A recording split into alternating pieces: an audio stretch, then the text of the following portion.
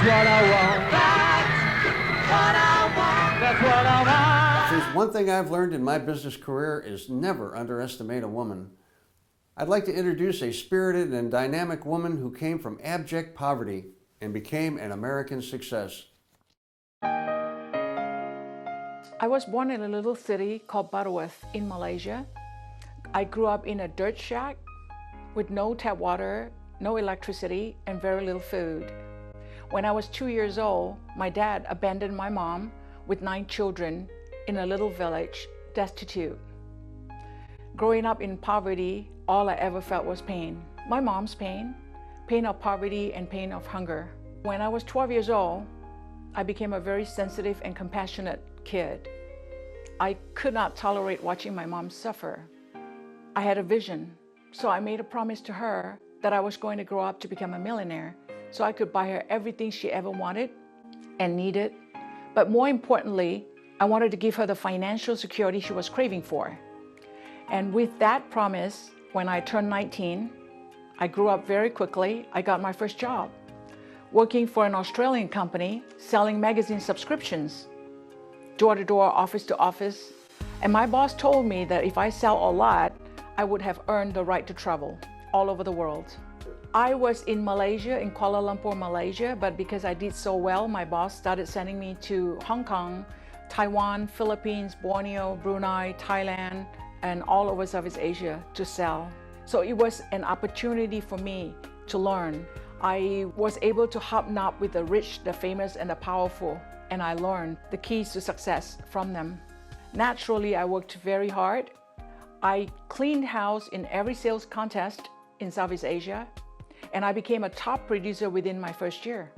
At that point, I knew there's no turning back. I'm on my road to success.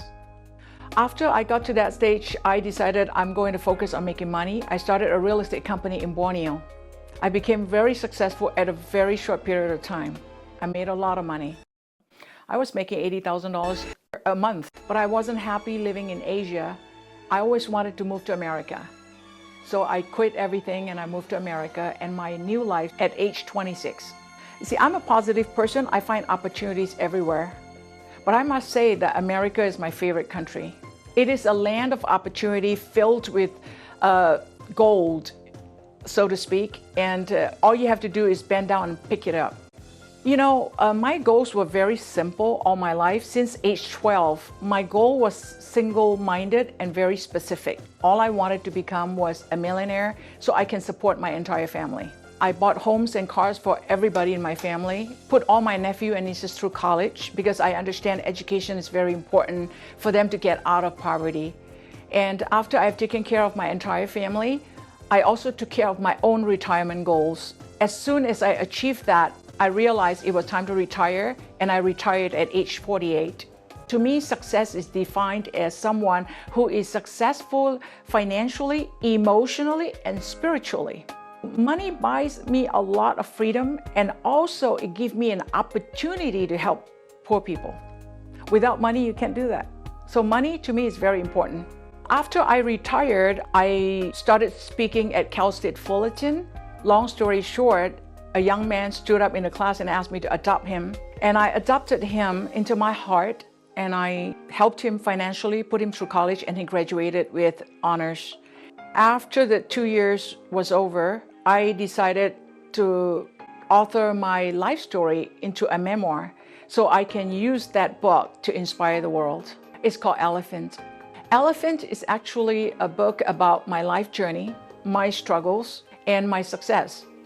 I've lived a very interesting and unique life, and there are some events that transpired in my life that were very shocking, so you need to check it out. I've been through a lot of adversities in my life and challenges. I never once gave up. So if I can do it, so can you. Some of the things that happened in my life will shock you, but I never once gave up. You know, I feel like my story, Elephant, is a human story. And after you read my book, you're gonna realize you haven't done enough. So you see my point? Because I always believe that you only got one life to live, why not live it right? What I did for the first couple of years was I started mentoring people for free. I mentor male models, bank managers, vice presidents, business people, college students, anybody that needed help. And I would teach them how to become successful financially. And I started doing public speaking as well. I enjoy public speaking because it gave me an opportunity to impact a lot of people at one time. I honestly believe that anybody can be successful if they really want to. If you believe that you're going to be a millionaire, you will become one. Just stay focused on it and you will get there. I got there. I've arrived. And so can you. If you're interested in my story, you should check out Elephant at elephant123.com. And I hope my message and this book is going to change millions of lives, not just in America, but all over the world. And for those people that are very successful already, they will find my book very entertaining.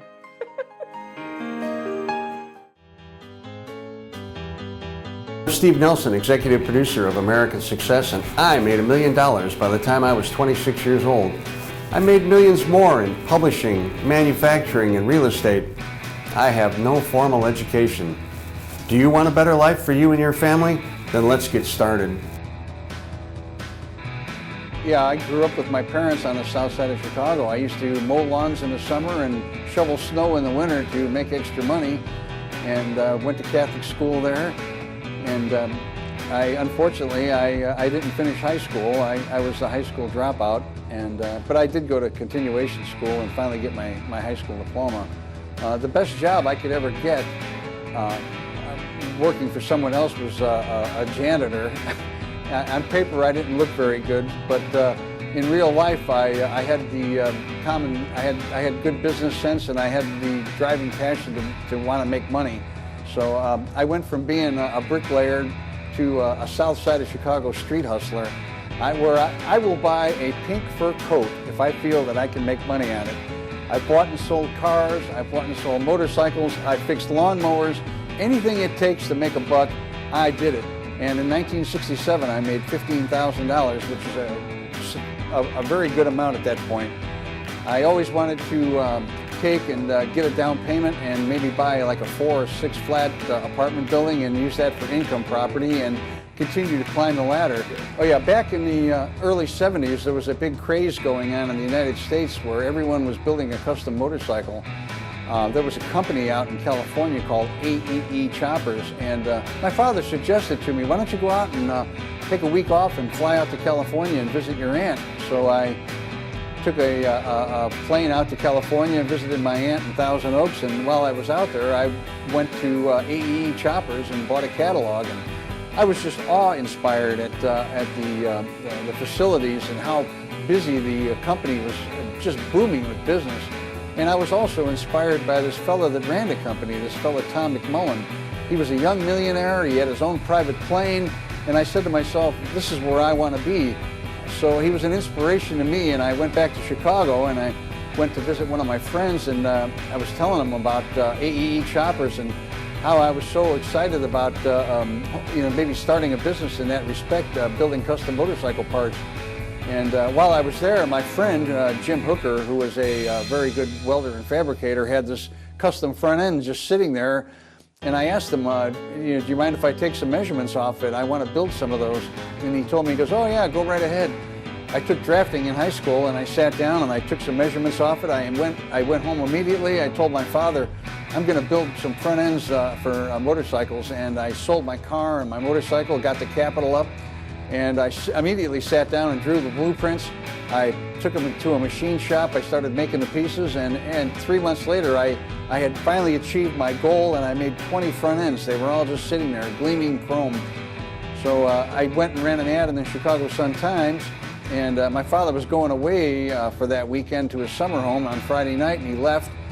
And Saturday morning, boom, the phone starts ringing, 7:30 in the morning. I mean, I didn't even have a chance for a shower. Next thing I know, people are coming over buying front ends. By the end of the day, by 5 o'clock, I had sold all 20 front ends. $5,000 in one day. I couldn't believe it. I'm sitting here, wow. My dad came back from on Sunday night from his summer home, his visit to his summer home, and he asked me, where's all those front ends, Steve? And I told him, well, I sold them all.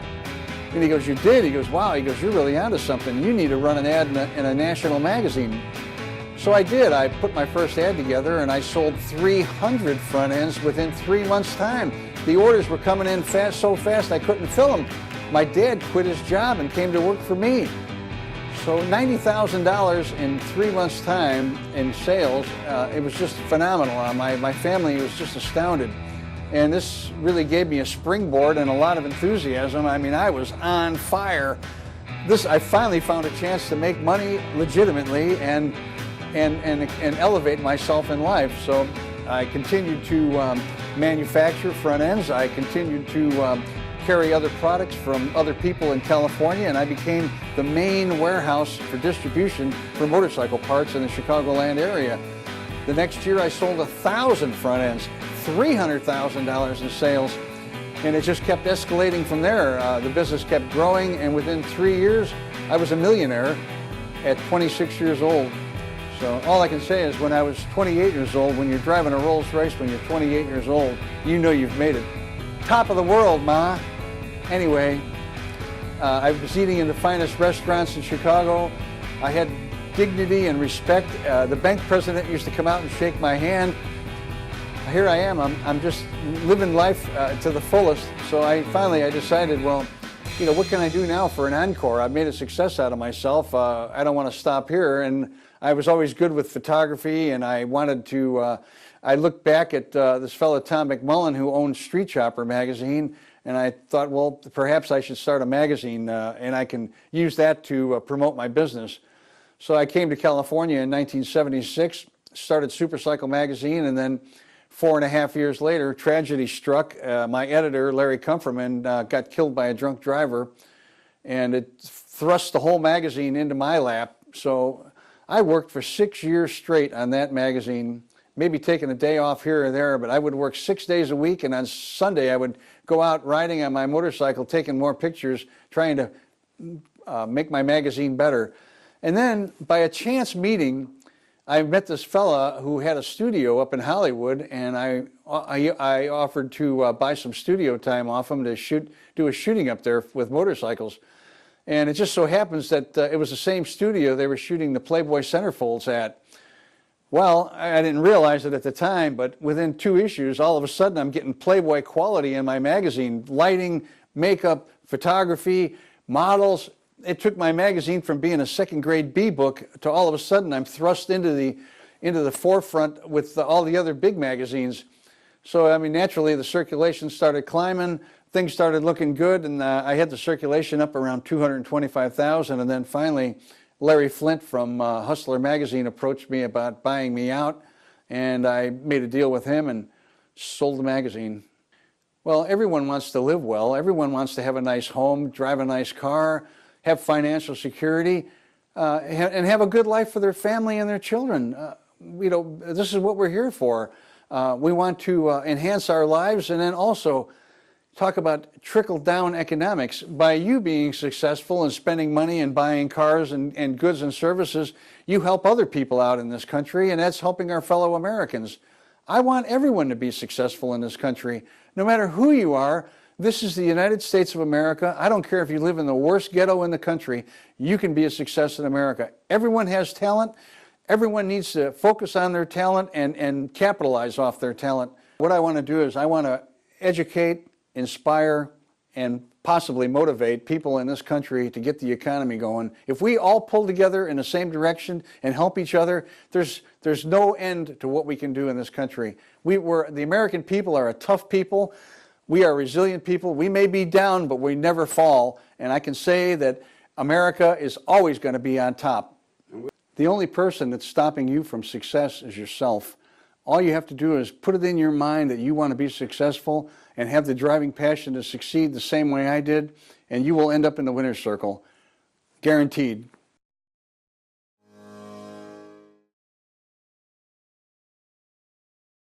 Go ahead. Is the American dream still alive and well?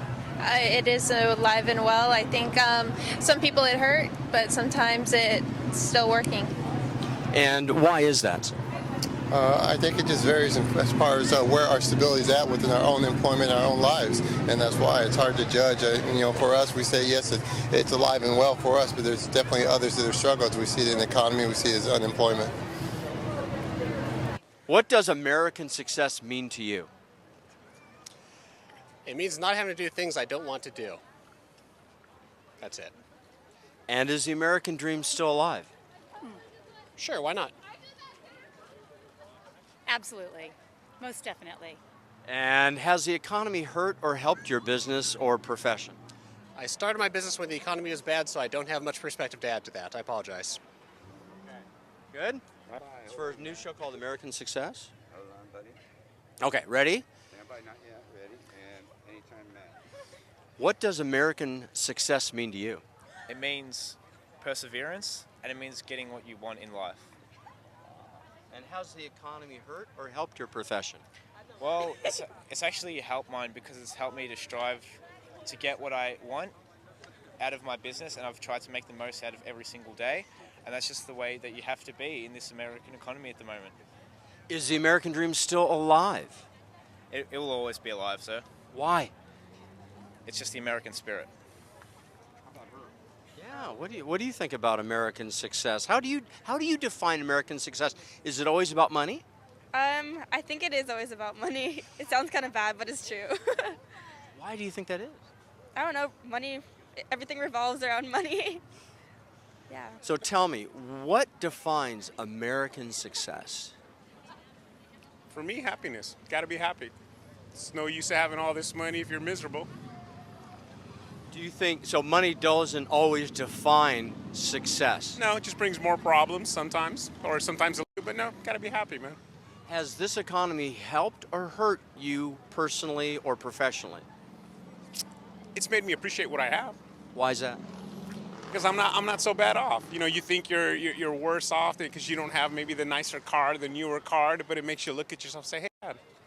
I like it. That's cool. Define for us what you feel American success is. Wow, that's a wonderful question. American success is the freedom to be who you are, anywhere you are. How's that? It's a darn good question. Okay, so how about this, though? Has the American economy hurt or helped you professionally or otherwise? Again, Matt, I'm sorry. One more time for me. Has the American economy helped or hurt you professionally or otherwise? Why? Well, from the aerospace industry, and it's been a good life, good and challenging jobs. So, do you think success is defined ever monetarily, and is that okay, or do we rely on that so much? The success is good planning and execution of plans, and that's what drives success. Wow. What does American success mean to both of you? What does it mean? I don't know.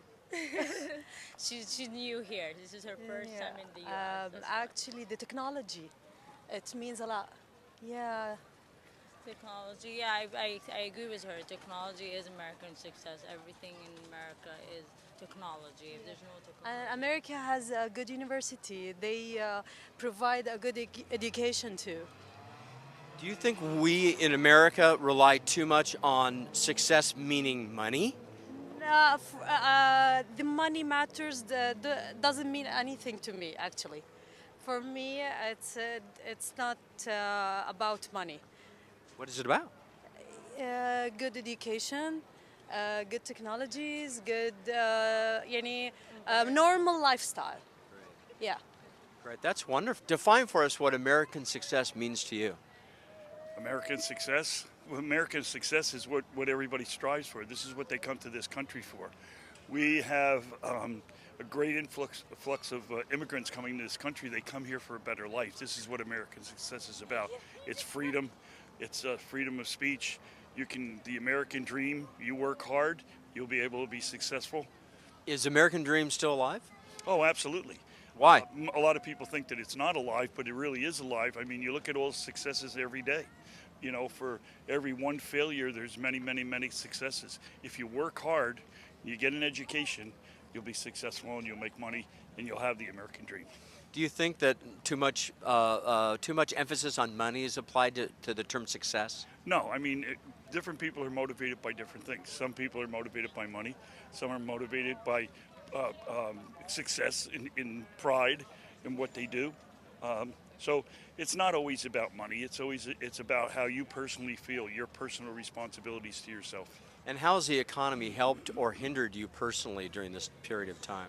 Well, I think the economy has affected everybody. It's made as a public official, it's made my decisions a little bit more difficult. Difficult from the perspective of that whether we can give if we can give raises to our employees that desperately deserve them, or that we have to look at and count our pennies on different projects that we wanted to go strongly forward with, that now that we have to take a back seat to. But we're coming out of this now, and I think that our successes with the revenue increase is going to be great. So, what does American success mean to you? Well, I think it's the ability that I have the knowledge to know my children will be able to have free choices and not be told what to do, but rather make their own decisions on what to do with their lives. And do you think success sometimes is too much geared around monetary issues? 100%. 100%. Absolutely. Whatever they want to do to make themselves happy, it's fine with me. As from your perception, sir, what does American success mean to you? Well, you guys appear to have like a lot of freedom, and I think success in America is like people who've made it in their life, and they're happy and they've got time to come and spend it at the beach, and then they work, and in the other days, so like that sort of thing. So, do you think we put too much emphasis on money and success, or how does that flow in your? What do you? I mean, you guys probably are a bit more serious than we are, like in Australia, but it's good in a way because it makes you guys successful. So in a way, that you put in a lot of time and effort into what you do, and that grows success. So. Do you know that Manly, Australia is a sister city to Huntington Beach now? Yeah, that is the saying. Yeah, I do. Manly's a good place, so very similar. Yeah. What does American success mean to you? What does success mean to you? Wow. I think success is when you're doing so well. Do you think maybe today we put too much emphasis on money and success, or? I absolutely feel that we do. Too much? Absolutely. And do you think the economy today has hurt or helped you professionally or personally? It's definitely hurt me. But that's okay, because I do what I love to do. So what do you do? I'm an esthetician. Really? You do facials and stuff? I do facials and waxing and spray tanning, but I love to touch people, and I feel like that's missing from society today. So that's very good. Yeah. Are you local to do that? I work in Fullerton. Yeah. And you're just down here for the day? Yeah, I'm going to have a lunch date with my daughter, and I love it. What is American success to you? Tell me what it is. Having everything you want, I guess. Whether that's money or a family or anything, just having what you want. So there's other ways of looking at it than just money? Oh yeah, of course. Okay. Yeah. Okay, that's cool. And do you think right now the current economy has helped or hurt you professionally? I don't think it's really affected me. Yeah, not personally, no. So the American dream is alive and well, maybe, or not? Sure. Yeah, I think so. Why do you think that is? Because if you want it, you can get it. And this is the place to do it. Sure, why not? What do you think defines American success? What is American success? What defines American success is having a good family, enjoying life, and being healthy. Okay. That's successful. Do you think America puts too much emphasis, if you can play out to me a little bit, do you think America puts too much emphasis on monetary money for what success is? Absolutely. Yeah, too much. It's about being happy. What does it cost to come down here today? Transportation to get here, but it's free. You walk around, enjoy it, enjoy life, enjoy your health that you can do this. You could have $1 million, you got cancer, you die tomorrow. What does it matter? Doesn't matter at all. And do you think the American dream then is alive and well? Yes, it is. Absolutely. Why? Because look around you. Everybody's here. They're enjoying the freedoms. Do you think other countries have this type of freedom where they could just walk down? You got guard dogs, bomb dogs, armed guards. We got our freedoms. We can come down here. There's no metal detectors. There's nothing. We come down here and enjoy life. Come down here with my family, enjoy life. Say hello. Say hello. Say hello, Gabby. Say hello. Gabby. Hi, Gabby. Hello. Hello, Gabby. This is American success. Value. Family value. Family value. Do you think that true about family value, ma'am? How would you best describe success? I agree with my husband that success really doesn't have to be monetary. I mean, obviously makes it nice, makes us more comfortable, makes us have the ability to enjoy life and not make it so hard, and be able to, and I think really success too is, like my parents always taught me, the next generation should always be better. And so we were able to, you know, grow up, have all the comforts of life, not spoiled, but, you know, at least be able to enjoy it. But and then hopefully with her, she'll be able to enjoy a little bit more than we did. From near and far, this is American Success.